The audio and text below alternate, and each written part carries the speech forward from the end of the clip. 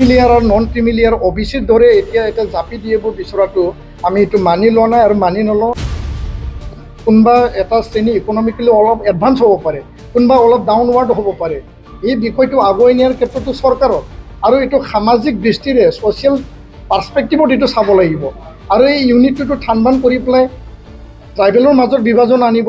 আগষ্টৰ তাৰিখে মহামান্য উচ্চতম ন্যায়ালয় ইয়াৰে chief justice of India DI চন্দ্ৰচূড়ৰ যি 7জনীয়া বিচাৰপীঠ বা বেঞ্চ আছিল, ভাৰতত শিডিউল কাষ্ট আৰু শিডিউল ট্ৰাইব ইয়াৰ চাব ক্লাছিফিকেশ্যন আৰু OBCৰ দৰে ক্ৰিমি লেয়াৰৰ এটা ব্যৱস্থা, সেই জাজমেণ্টটো তেওঁলোকে দিছে আৰু এই ৰায়দানটো লৈ পেলাই নিখিল বড়ো ছাত্ৰ সন্থা, অসমৰ জনজাতীয় ছাত্ৰ আৰু জাতীয় সংগঠন আৰু ট্ৰাইবেল সংঘ আমি একেলগে আমি বহিছোঁ, আলোচনা কৰিছোঁ আৰু ইয়াত মানে ষ্টাডি কৰিছোঁ।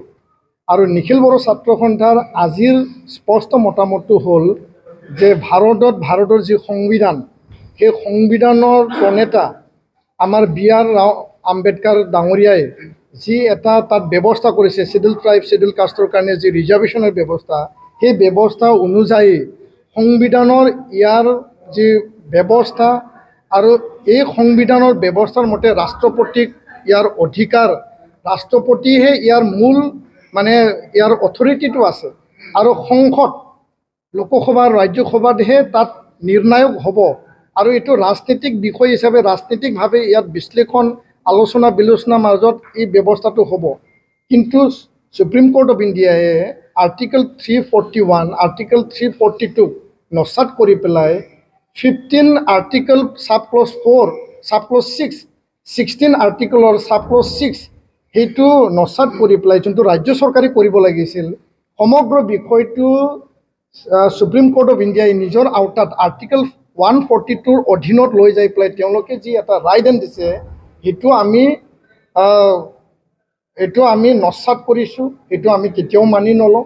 আৰু এই কথাটো স্পষ্ট যে অসমত 14টা শিডিউল ট্ৰাইব আছে, পাঞ্জাৱ আৰু অন্ধ্ৰপ্ৰদেশৰ চিনায়া আৰু যি চাউনি তেওঁলোকৰ শিডিউল কাষ্টক লৈ যি এটা বিচাৰপীঠ চলিছিল, যি বিচাৰ প্ৰক্ৰিয়া চলিছিল, সেই বিচাৰ প্ৰক্ৰিয়াক লৈ পেলাই ৰায়দান দিবলৈ যাওঁতে শিডিউল ট্ৰাইবক লৈ পেলাই সংযোজন কৰি যি ৰায়দান দিলে, এই চাব ক্লাছিফিকেশ্যন বিষয়টোৱে অসমত যে ঐক্যতাৰে ইউনিটি এটা ডাইভাৰ্চিটি মানে আমি একেলগে ট্ৰাইবেলসকল আছে ইয়াত বিৰূপ প্ৰতিক্ৰিয়া কৰিব, আমাক বিভাজন কৰিব। আমি কোনো বিভাজন হোৱাটো আমি নিবিচাৰোঁ। হয়, ট্ৰাইবেলৰ মাজত কোনোবা এটা শ্ৰেণী ইকনমিকেলি অলপ এডভান্স হ'ব পাৰে, কোনোবা অলপ ডাউনৱাৰ্ড হ'ব পাৰে। এই বিষয়টো আগুৱাই নিয়াৰ ক্ষেত্ৰতো চৰকাৰৰ আৰু এইটো সামাজিক দৃষ্টিৰে ছ'চিয়েল পাৰ্চপেক্টিভত এইটো চাব লাগিব আৰু এই ইউনিটটো ঠান কৰি পেলাই ট্ৰাইবেলৰ মাজত বিভাজন আনিব।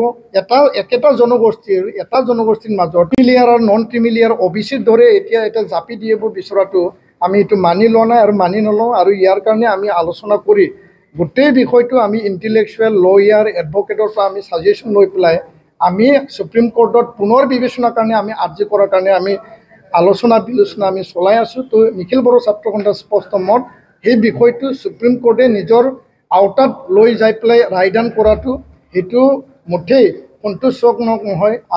আমাৰ গণতান্ত্ৰিক দেশৰ সংবিধান সৰ্বোচ্চ আৰু ইয়াত ৰাষ্ট্ৰপতি অধিকাৰ দিয়া হৈছে আৰু ইয়াতে সংসদ লোকসভা ৰাজ্যসভাকহে অধিকাৰ দিয়া হৈছে। সেইটো সুপ্ৰিম কোৰ্টৰ বিষয় নাছিল আৰু উত্তৰ পূৰ্বাঞ্চলত অসমত আমাৰ ঐক্যতা ঠান কৰা কোনো বিষয় আমি মানি নলওঁ। ধন্যবাদ।